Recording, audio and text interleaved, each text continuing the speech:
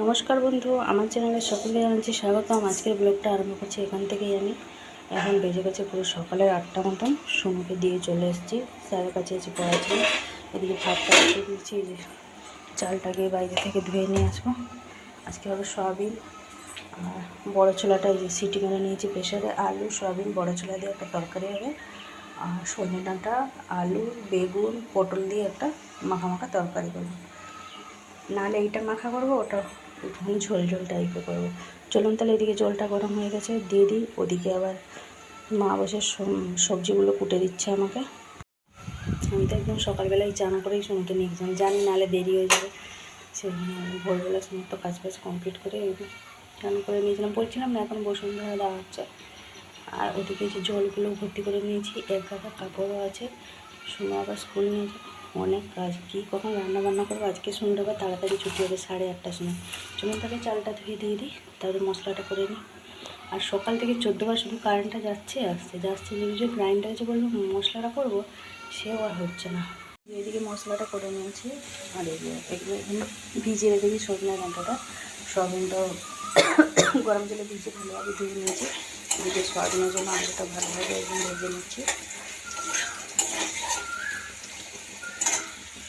ভাতটা ওইদিকে তুলে দিয়েছি। এই যে সয়াবিন আলু তরকারি কষে নিয়ে দিয়ে দিয়েছি জল। ভাতটা এখনও হয়নি, দিয়ে দেবো ঢাকাটা। 8:22 হয়ে গেছে, 8:30টার সময় শুনুর আজকে ছুটি। তরকারিটা বসিয়ে দিয়ে যাবো কিনা ভাবছি। এই তরকারিটা দেখা যাক কী হচ্ছে। বেজে গেছে 8:30, এবার যাবো সোনুকে আনতে। সোয়াবিন আলু ছোলা দিয়ে তরকারি হয়ে গেছে, ভাতটাও হয়ে গেছে। এলে এই সবজি তরকারিটা রান্না করবো। চলুন তাহলে সোনুকে নিয়ে আসি।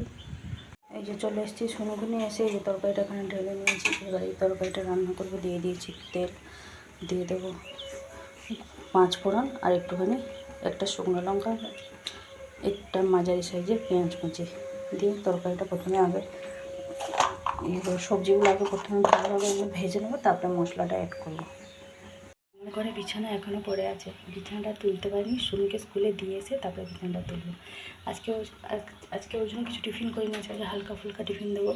যার সময় দুটো কিনে দেবো, কাঁঠালি কলা দুটো কিনে দেবো। আর দেখি একটা চিড়ে ভাজা নাহলে একটা বিস্কুট যাই হোক কিনে দেবো।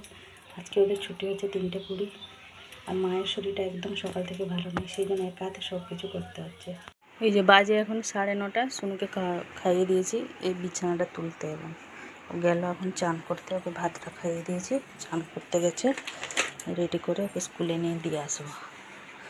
এই যে ড্রেস আর চেঞ্জ করিনি, কতবার ড্রেস চেঞ্জ করবো, আবার ওকে নিয়ে যাবো। এরকম থাক, ওকে দিয়ে এসে তারপরে ড্রেসটা চেঞ্জ করবো।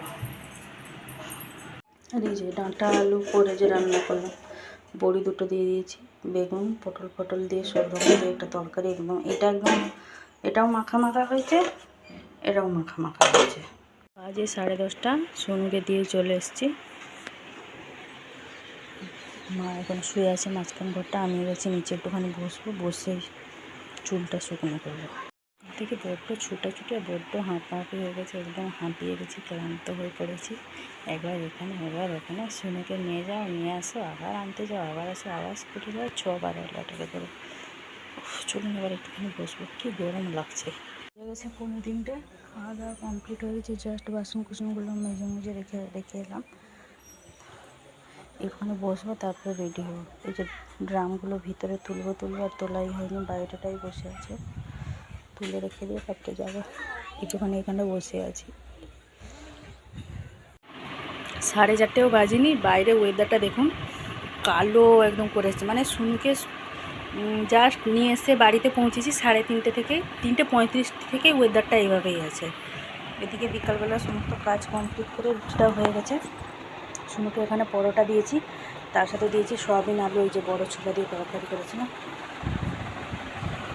ঘরদোরগুলো ঝাঁট দিয়েছি, সমস্ত কাজ কমপ্লিট। তো আজকে আর ভিডিওটা বেশি বড় করছি না, আজকে আমার ভিডিওটা এই পর্যন্তই।